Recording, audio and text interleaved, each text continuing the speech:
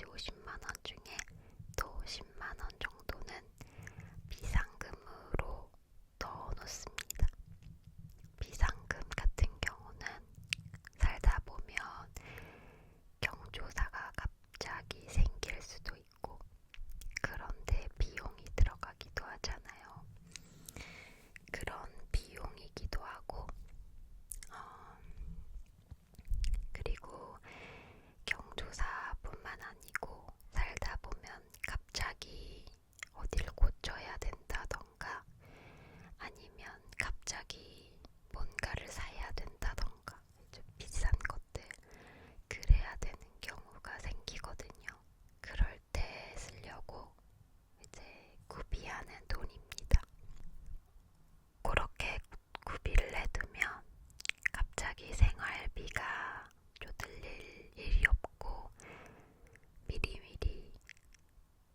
미리미리 대비할 수가 있어서 좋더라고요. 그렇게 그래서 총 60만 원 중에 20만 원 정도가 결국은 쓰는 돈으로 저축을 하는 거다. 그러면 나머지 40만 원 정도가 이제 진짜 저축인 거죠.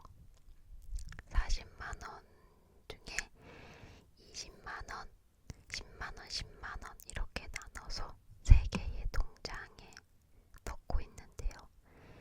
20만 원은 저 카카오톡 세이프 박스에 넣고 있어요. 요거는 현금을 모으는 거고 저는 이게 언제 또 목돈이 필요할지 모른다는 그런 강박관념 같은 게 있어가지고 그냥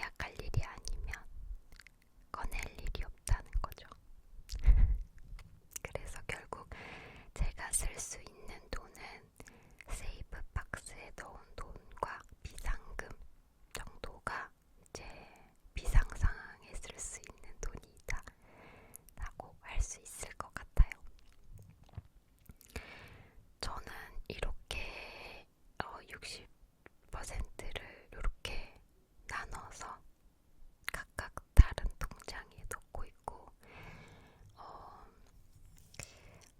나머지 40배 소비는 어떻게 하느냐면, 40 중에 15 정도는 저랑 남편의 용돈이에요. 이 용돈으로 친구들이랑 밥도 먹고 옷 같은 것도 사고, 뭐 가끔 약간 먹고 싶은 게 있다 하면 내가 쏜다 하고 생활비 대신에 쓰기도 하고요. 그런 식으로 둘이서 쓰는 편이고, 제 남편은 주유비를 내기도 합니다. 주로 차를 가지고 다니는 쪽이 남편이라서 주유비를 내고요. 그리고 이제 남은 25 중에 10은 저희 집 생활비로 쓰고 있어요. 그래가지고 보통 10에서 15 정도 쓰는 편이고, 요거 같은 경우에는 저희의 뭐 관리비부터 난방비 뭐 이런 거 다 포함돼서 장 보고 생활용품 사고 이런 거 다 하는 거고요. 요거가 저는 사실 다른 집들보다 되게 조금 쓴다고 생각을 해요. 다른 분들 생활비 쓰는 거 들어보면 2인이서 요 정도 쓴다 그러면 진짜 놀라시더라고요. 근데 저 같은 경우에는 충분히 되더라고요. 근데 이게 되는 이유는 일단 요리를 좀 자주 해본 사람이 생활비도 잘 줄일 수 있는 것 같아요. 뭐 세제라던가 휴지 같은 생활용품들은 사실 아껴 쓰는 거 아니면 가격 비교가 내가 할 수 있는 전부거든요. 근데 음식 같은 경우는 진짜 무제한으로 줄일 수 있는 것 같아요. 뭔가 이제 생활비가 모자라거나 좀 아껴 써야 된다 할 때 냉장고에 있는 재료로 뚝딱뚝딱 만들 수 있는 능력, 그런 것도 되게 중요한 것 같고, 저 같은 경우에는 하나의 재료로 여러 개의 음식을 만드는 식으로 장을 보고 있거든요. 예를 들어서 야채들을 뭐 이렇게 샀다, 고기를 이렇게 샀다 한다면은 처음에는 A라는 음식을 만들려고 그 재료들을 다 샀지만 그 재료에 각기 다른 조합으로 만들 수 있는 B나 C 같은 요리들을 더 하는 거죠. 그런 식으로 하면 식비가 굉장히 많이 줄고요. 제가 예전에도 말씀드렸지만 저는 또 경제적인 이유도 있지만 환경 보호를 위해서 배달 음식을 먹지 않으려고 노력을 하고 있어요. 그러다 보니 자연스럽게 식비가 또 줄어드는 것 같아요. 제가 배달비를 너무 아까워서 요즘은 용기를 들고 가서 포장을 해오는 걸 해보고 있거든요. 근데 진짜 배달비 확 줄고 너무너무 좋아요. 그리고 매장에 가면 금액이 더 저렴한 경우도 많아서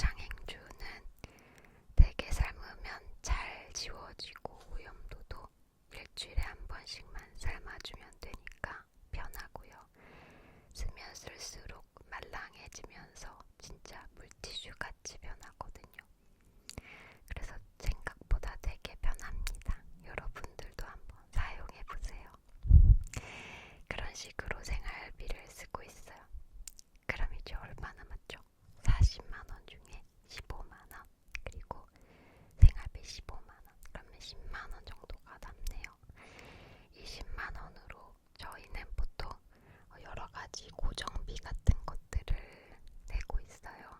보험비라던가 통신비라던가 이런 것들 있죠. 그런 어쩔 수 없이 나가는 것들, 숨만 쉬어도 나가는 것들을 내고 있고, 네, 그러고 있습니다. 요렇게 정도 나가는 거고요.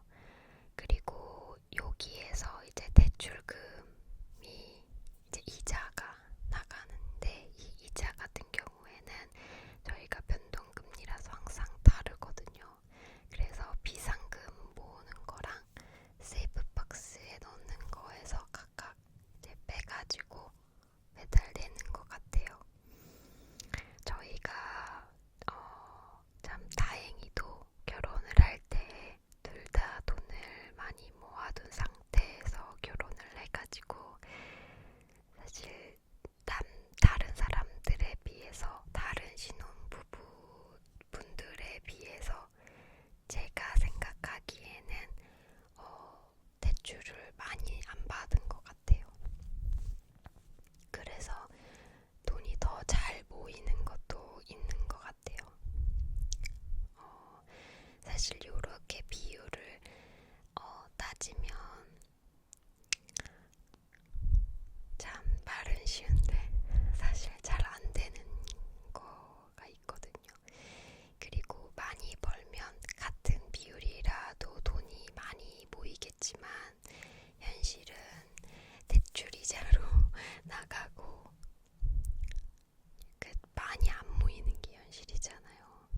여기서 그냥 제일 좋은 방법으로 할 수 있는 거는 소비 줄이기가 제일 좋지 않을까 싶어요. 근데 저 같은 경우는 여행 가는 걸 너무 좋아하는 사람이니까 여행비를 대기 위해서 이제 지중해서 돈을 모으는 케이스고, 여러분들은 여행비 통장이 굳이 안 필요하실 수도 있잖아요. 그런 분들은 여행비 통장보다 그 돈을 차라리 뭐 맛집을 돌아다니는 데 쓴다던가 아니면 더 저축을 해도 좋고, 다른 여러분들이 좋아하시는 취미에 그 소비를 하셔도 좋을 것 같아요. 네, 그렇게 하면 또 자기에게 맞춘 저축이 되지 않을까 싶습니다. 저는 이렇게 하고 있고, 또 생활비가 남거나 용돈에서도 다 쓰고 남으면 각자 용돈에서 남은 건 이제 각자가 비상금으로 갖고요. 생활비에서 남은 거는 이제 비상금으로, 저희 전체 비상금으로 들어갑니다. 나름 체계적으로 관리를 하고 있어요. 이렇게 하다 보면 대출금도 조금씩 갚게 되니까 이자도 조금씩 덜 내게 되고 해서 좋더라고요. 이게 모르겠어요. 약간 조금씩 가산이 되는 것 같아요. 속도가.